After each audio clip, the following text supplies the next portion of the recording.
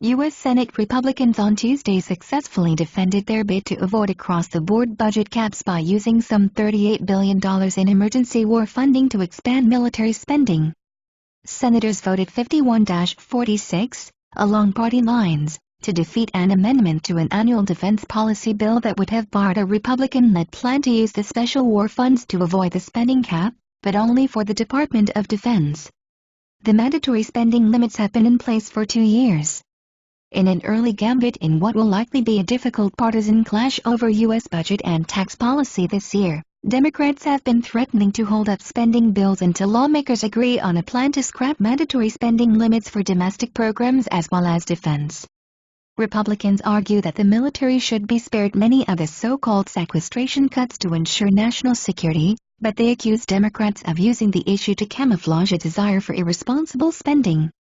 It's wrong to use defense as leverage or as blackmail to try to force higher spending in other programs, Republican Representative Mac Thornberry, the chairman of the House Armed Services Committee, told reporters.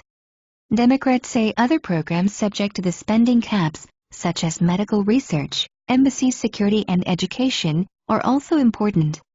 If you don't like what happened at Benghazi, and none of us do, you need to spend money on embassy security, said Senator Barbara Mikulski, the top Democrat on the Senate Appropriations Committee, referring to the deadly 2012 attack on U.S. facilities in Libya.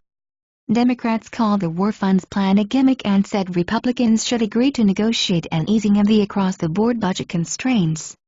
Republican Senate Majority Leader Mitch McConnell said he would decline to convene a budget negotiating panel, adding that discretionary spending levels were already set in House and Senate budget plans passed earlier this year. There's been a lot of big talk about stopping bills. We'll see whether they really want to do that, McConnell said.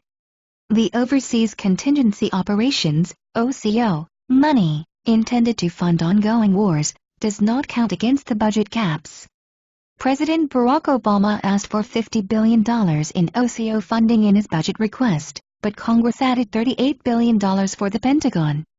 The White House has threatened to veto the defense policy bill over the use of the contingency fund money.